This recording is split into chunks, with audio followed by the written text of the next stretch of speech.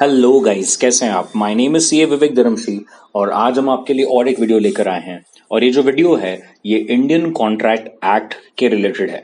Yes, इस particular video में हम लोग इन डेप्थ कवर करेंगे प्रपोजल या फिर ऑफर। यस, ये पूरा वीडियो हमने ऑफर को डेडिकेट किया है। इसमें हम ऑफर के रिलेटेड सारी बातों को देखेंगे, be it types, be it various essential conditions, be it communication of offer, everything. Sure. So चलिए बिना टाइम वेस्ट करे लेट अस स्टार्ट। ऑफर क्या है नाउ। अगर हम पहले इसकी डेफिनेशन देखें तो ये डेफिनेशन कहती है when one person signifies to another his willingness to do और to abstain from doing anything. अब इसका मतलब है जब कोई पर्टिकुलर व्यक्ति दूसरे किसी पर्सन को ऑफर कर रहा है। अब यहां पर ये है टू डू और एब्सटेन फ्रॉम डूइंग। इसका मतलब ऑफर दे रहा है कुछ करने का या कुछ नहीं करने का। वो क्यों ऑफर कर रहा है? With a view to obtaining the assent. मतलब क्या? With a view to obtain सामने वाले का एक्सेप्टेंस अबाउट सच एक्ट, मतलब कुछ करने का, और एब्सटिनेंस मतलब कुछ ना करने का। क्लियर है? अगर अब मैं डेफिनेशन पूरा प्रॉपरली हिंदी में आपको एक्सप्लेन करूं तो इसका मतलब यह है जब कोई व्यक्ति किसी दूसरे व्यक्ति को कुछ करने का या ना करने का ऑफर करे with a view to obtain the acceptance, it is known as offer. Now there are various types of offer. यहां पर आप देख सकते हैं एक्सप्रेस ऑफर, इंप्लाइड ऑफर और जनरल ऑफर और specific offer. Now if you see, हम लोग एक एक ऑफर को अब एकदम परफेक्टली समझेंगे। सबसे पहले है जनरल ऑफर। जनरल ऑफर का मतलब है this offer is made to public at large. इसका मतलब है ये ऑफर को कोई भी एक्सेप्ट कर सकता है और वो ऑफर का जो भी उसमें लिखा होगा वो कर सकता है। इसका मतलब यहां पर ये क्लियर है, communication of acceptance is not required. Okay, communication of acceptance is not required. आपको अगर ये जनरल ऑफर है, सो let us say for example अगर मैं क्लास में सिर्फ इतना कहता हूं कि कौन मेरे लिए मार्कर लेकर आएगा स्टाफ रूम से, अगर मैं कहता हूं कि कौन एडमिन में से, ऑफिस में से मार्कर लेके आएगा मेरे लिए, अगर मैं क्लासरूम में कहता हूं तो ये एक जनरल ऑफर है जो मैं सारे स्टूडेंट्स को दे रहा हूं। अब कोई भी स्टूडेंट उठकर मेरे लिए मार्कर लेकर आ सकता है, इसे हम कहेंगे acceptance of my offer. It is not important कि कोई स्टूडेंट मुझे कम्युनिकेट करे कि सर मैं आपके ऑफर को एक्सेप्ट करता हूं और अब मैं करूंगा। तुरंत कर देना ही एक्सेप्टेंस ऑफ जनरल ऑफर है। क्लियर है? Sure about this? इसीलिए यहां पर लिखा है anyone performing the conditions of the offer can be considered as if उसने एक्सेप्ट कर लिया है। मतलब किसी ने, आपने जो ऑफर किया है अगर वो कर दे तो it will be considered as if उसने आपके ऑफर को एक्सेप्ट कर लिया है। मैं फिर से एक बार कह रहा हूं, जनरल ऑफर के लिए एक्सेप्टेंस का communication is not important. Now until the general offer is withdrawn, it can be accepted by anyone at any time as it is a continuing offer. Sure about this? अब ये case ले लेंगे एक। So G sent his servant L to trace his missing nephew. फिर उसने announce किया कि जो भी मेरे नेफ्यू को ढूंढ लाएगा मैं उसको एक सर्टन रिवॉर्ड दूंगा। एल ने ट्रेस किया, लेकिन उसको ये ऑफर के बारे में पता नहीं था कि जो उसके नेफ्यू को ढूंढ कर लाएगा उसे एक अच्छा खासा अमाउंट ऑफ मनी मिलेगा, उसको अच्छा खासा एक रिवॉर्ड मिलेगा। लेकिन जब वो ढूंढ कर लेकर आया, उसने हैंड ओवर किया, उसने बोला कि ये देखिए ये मिल गया, उसके बाद उसको पता चला कि अरे इसके ऊपर तो रिवॉर्ड रखा गया है, तो वो गया क्लेम करने को।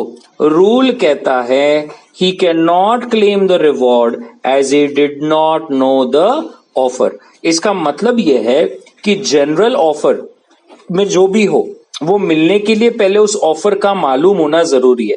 इसका मतलब अगर मैं मेरे एग्जाम्पल को कंटिन्यू करूं, अगर मैं क्लास में कहता हूं कौन मेरे लिए मार्कर लेकर आएगा, अब एक स्टूडेंट है राम जो अभी तक क्लास में आया नहीं था लेकिन उसको मालूम है कि मुझे मार्कर लगता है, तो उसने क्या किया, क्लास में आने के पहले ही डायरेक्ट स्टाफ रूम में गया और वो क्लास में एंटर ही हुआ मार्कर लेकर। अब मैंने तो क्लास में पहले ही कहा था कि जो मेरे लिए मार्कर लाएगा मैं उसको कैडबरी दूंगा, और उसको ये ऑफर के बारे में पता ही नहीं था। वो डायरेक्ट स्टाफ रूम में गया, बाहर से आया था, उसने अपनी गाड़ी पार्किंग में लगाई, वो स्टाफ रूम में गया, मार्कर लिया और डायरेक्ट क्लास में आकर उसने मुझे मार्कर दिया।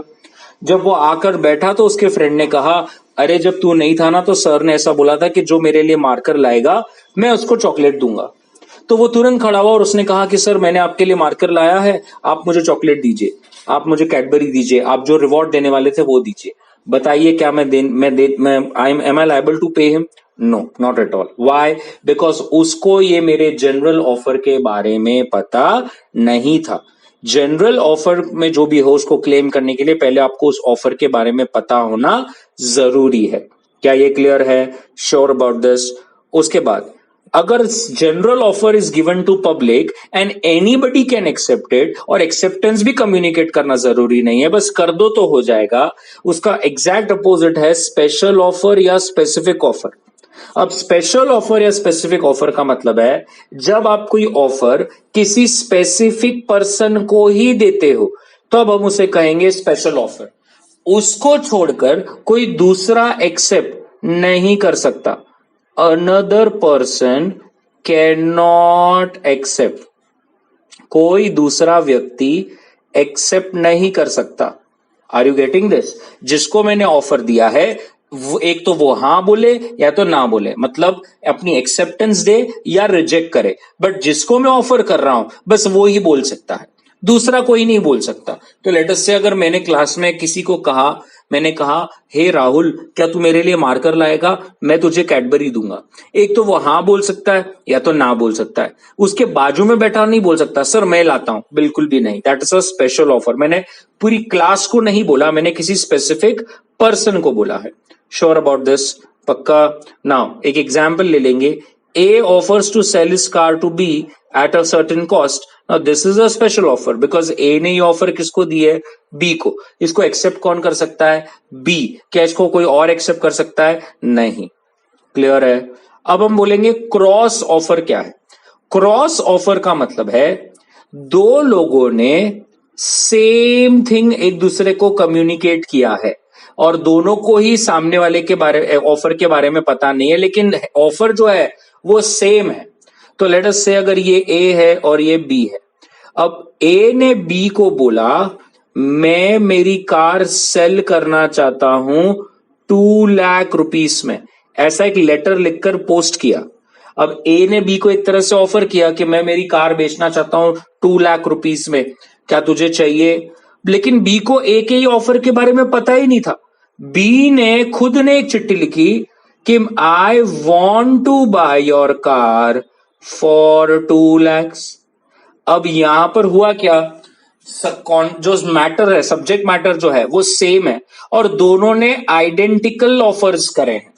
ए ने उसको ऑफर किया है क्या तुम मेरी कार लोगे 2 lakhs में, बी ने ऑफर किया है क्या तुम अपनी कार बेचोगे 2 lakhs में। मैं आपको पहले ये क्लियर कर दूं, 2 cross offers can not be considered as if contract has happened. आप कहेंगे सर हो ही गया ना, इसको अपनी कार बेचनी है 2 लाख में, उसको अपनी उसकी कार खरीदनी है 2 लाख में, बात तो एक ही है, कॉन्ट्रैक्ट हो गया। नहीं, रूल कहता है आइदर बी को ए की चिट्ठी का रिप्लाई देना होगा कि ओके, या तो ए को बी की चिट्ठी का रिप्लाई देना होगा ओके। अच्छा, मतलब ऑफर और उसका एक्सेप्टेंस ही कॉन्ट्रैक्ट बन सकता है। आपके तरफ से ऑफर और फिर दूसरे अपोजिट तरफ से ऑफर, मतलब cross offers will never be considered as a contract, only a particular offer and it's acceptance will make a contract. क्या ये क्लियर है? समझ में आ गया? Sure about this? I hope you understood कि दो identical offers and they are ignorant के सामने वाले ने वही ऑफर किया है, उसको कॉन्ट्रैक्ट नहीं मानेंगे। Sure about this? इसने यहां पे लिखा है there is no binding contract in such a case because offer made by a person cannot be considered as if it is an acceptance of another's offer। यही मैं आपको कब से अभी बता रहा था कि एक का ऑफर और दूसरे का ऑफर को आप एक्सेप्टेंस कंसिडर करके कॉन्ट्रैक्ट नहीं बना सकते, किसी ना किसी को दूसरे के ऑफर को एक्सेप्टेंस देना पड़ेगा। क्लियर है? Sure about this? यहां पर वो एग्जाम्पल मैंने लिखा है, आप उसको पढ़ सकते हैं ना। D is counter offer. Counter offer का मतलब क्या, अब अगर आप थोड़ा ध्यान से देखेंगे काउंटर ऑफर का मतलब क्या है। काउंटर ऑफर को बहुत बार क्वालिफाइड एक्सेप्टेंस भी कहा जाता है। लेट अस से दिस इज ए और दिस इज बी। अब ए ने बी को बोला मैं मेरी कार बेचना चाहता हूं 2 लाख में, चाहिए क्या। ये ए ने बी को क्या किया, ऑफर। अब अगर थोड़ा सोचिए बी बोल दे यस, तो हम क्या बोलेंगे कि ये तो एक्सेप्ट हो गया। बी ने बोल दिया नो मुझे नहीं चाहिए, तो हम क्या बोलेंगे ये तो रिजेक्ट हो गया। लेकिन बी ने बोला यस बट मैं 2 लाख में नहीं खरीदूंगा, 1.5 लाख में खरीदूंगा, इसको बोलेंगे काउंटर ऑफर। इसका मतलब यह है कि बी ने अब ए को बोला है कि मैं 2 तो नहीं 1.5 लाख में खरीदना चाहूंगा। इसका मतलब अब ए के कोर्ट में बॉल है, अब ए को बोलना है हाँ या ना। आप समझ रहे हैं सर, इसका मतलब हम जो नॉर्मली दुकान में बार्गेनिंग करते हैं वो एक तरह से ऑफर काउंटर ऑफर है। यस, जैसे ही आप दुकान में जाते हो और दुकान वाले को पूछते हो कि ये कितने का है, उसने कहा ये 100 रुपीज का, आपने कहा नहीं भैया आप 70 दीजिए, तो आपने उसने जब बोला 100 रुपीज है तो आप that is an invitation to offer. If you take that and invitation to offer क्या है हम लोग आगे देखेंगे। मैं बहुत जल्दी बोल दिया इन्विटेशन टू ऑफर, हम आगे की 4 स्लाइड्स के बाद देखेंगे इन्विटेशन टू ऑफर। आप सिर्फ इतना अभी समझ लीजिए कि आपने वो प्रोडक्ट को अगर बार्गेन करना स्टार्ट किया, आपने बोला 70, फिर उसने बोला 80, फिर आपने बोला समथिंग, उसने बोला कुछ, तो ये काउंटर ऑफर हो गया। जब तक कोई पर्टिकुलर व्यक्ति किसी के ऑफर को as it is without any modification हाँ नहीं बोलता, तब तक हम उसे एक्सेप्टेंस नहीं बोल सकते। Sure about this. सो अगर किसी ने आपको ऑफर किया है और आप उसको डिट्टो वैसा ही हाँ बोल देते हो, एक्सेप्ट कर लेते हो, तो फिर वो कॉन्ट्रैक्ट हो जाएगा। लेकिन अगर किसी ने आपको कोई ऑफर किया है और आप उसमें चेंज कर कुछ बोलते हो, इसका मतलब एक तरह से आपने उसको काउंटर ऑफर किया है। अब वो उसके ऊपर है, उसको हाँ बोलना है या ना बोलना है। क्लियर है? Sure about this. So counter offer amounts to rejection of original offer and now it is also known as a conditional acceptance. मतलब अब आपने उसको ऑफर किया है, अब वो उसका कॉल है उसको लेना है या नहीं लेना। अब यहां पर आप देख सकते हैं ए ने बी को ऑफर किया कि क्या आप प्लॉट खरीदोगे 10 लाख में। बी ने बोला I am ready but only for 8 lakh. इसका मतलब बी ने ना रिजेक्ट किया ना एक्सेप्ट किया, बी ने उल्टा काउंटर ऑफर मारा। अब एक तो ए इसके लिए ना बोल दे या तो फिर ए उसके लिए हाँ बोल दे, जो भी है। अब बी डिसाइड करेगा कि एक्सेप्ट करना है, रिजेक्ट करना है या मे बी फिर से काउंटर ऑफर देना है। Sure about this. The next is standing offer और अ कंटिन्यूइंग और अ ओपन ऑफर। ये normally these are used in the concept of tenders. So let us say for example there is a government tender which says that we want material, let us say XYZ at so and so price. अब आपके call है, government बार बार जब भी tender निकालेगी तो आपको decide करना है कि वो आपको हर टाइम पर एक्सेप्ट करना है या नहीं करना। अगर टाइम बिंग के लिए टेंडर ओपन है और आप उस पर्टिकुलर क्या कहते हैं उस पर्टिकुलर प्राइस पर ऑफर करना चाहते हो, देना चाहते हो, तो आप दे सकते हो, वरना आप रिजेक्ट भी कर सकते हो। सो ये टेंडर्स में नॉर्मली होता है जो काफी महीनों तक चालू रहता है और बीच बीच में जैसे जैसे गवर्नमेंट की रिक्वायरमेंट होगी वो आपको बोलते चलेंगे। आपको हर बार जब गवर्नमेंट ऑफर करेगी आपके पास अधिकार रहेगा उसे एक्सेप्ट करना है या रिजेक्ट करना है। So an offer which is allowed to remain open for acceptance over a period of time is known as a standing or a continuing offer. Tenders are invited for supply of goods is like a kind of standing offer. So एक बार tender आपका accept हो गया, फिर government आपको हर महीने बोलेगी कि हमें 1 lakh kilos of so and so material चाहिए at so and so price. Either you can accept or reject. Again the next month they will come up. So this is like an open offer where every time they offer you have the option कि आपको accept करना है या reject करना है। Clear है? Sure about this. अब what are the essentials of valid offer, मतलब एक वैलिड ऑफर के लिए क्या क्या इंपॉर्टेंट होना चाहिए, बिल्कुल बड़े ध्यान से देखेंगे एक एक चीज। सबसे पहले है it must be capable of creating a legal relationship, right. ये हमने पहले भी देखा है एसेंशियल्स ऑफ वैलिड एलिमेंट में कि योर इंटेंशन भी कि हम एक दूसरे के साथ लीगल ऑब्लिगेशन में बाइंड हो जाए। सेकेंड, ऑफर कभी भी सर्टन हो, डेफाइनाइट हो और वेग ना हो, वर्ड्स सारे प्रॉपरली डिफाइंड हो, ऑफर ऐसा हो कि उसके कोई दो मीनिंग ना निकलते हो या सामने वाले के मन में कोई कंफ्यूजन ना हो।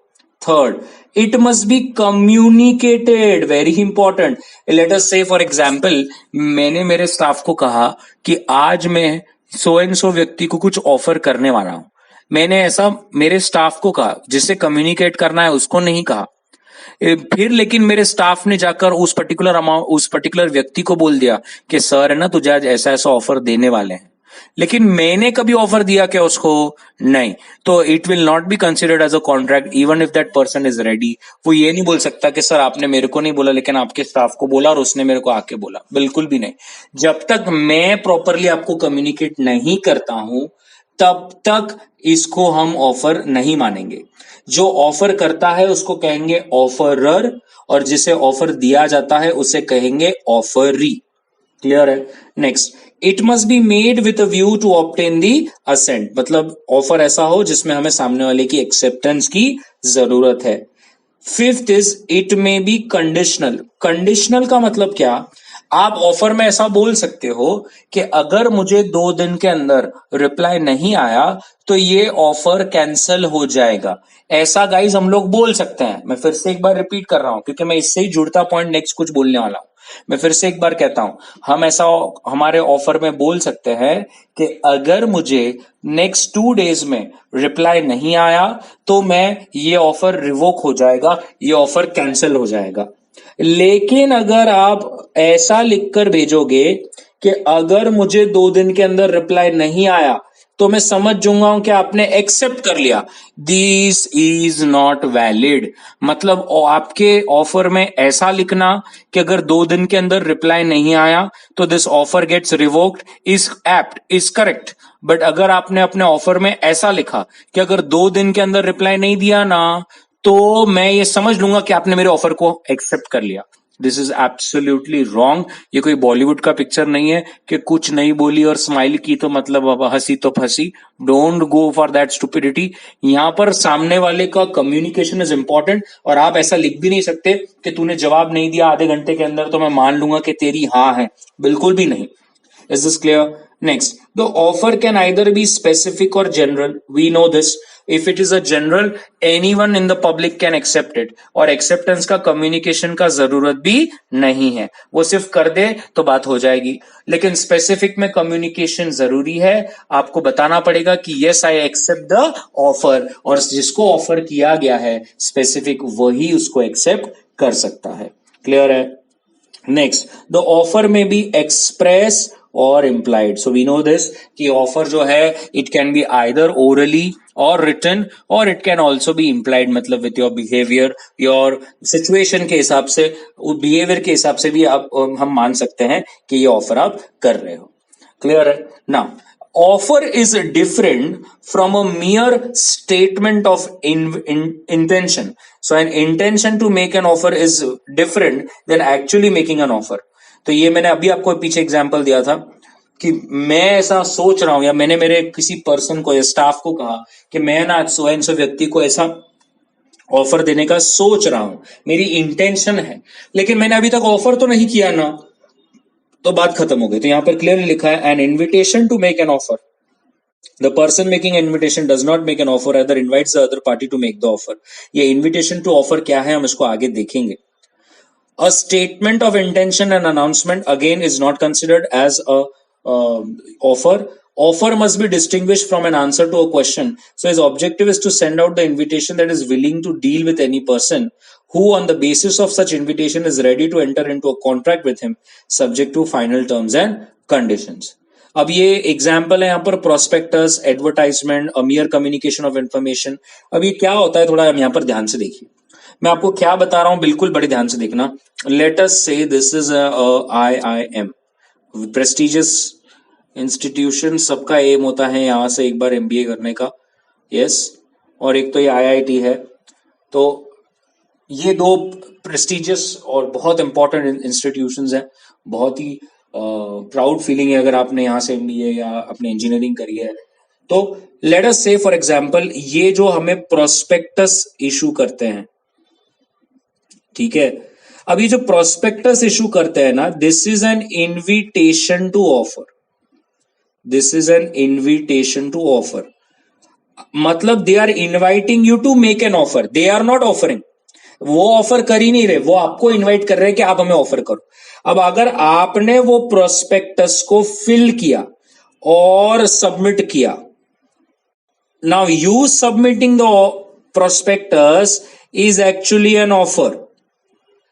अगर उन्होंने आपको एडमिशन दे दिया कॉलेज में, तो हम क्या बोलेंगे कि उन्होंने हमारे ऑफर का क्या किया, एक्सेप्टेंस किया। और अगर उन्होंने आपके एडमिशन को कैंसिल कर दिया, आपको एडमिशन दिया ही नहीं, रिजेक्ट कर दिया, तो इसका मतलब आपके ऑफर को क्या हो गया है, रिजेक्शन।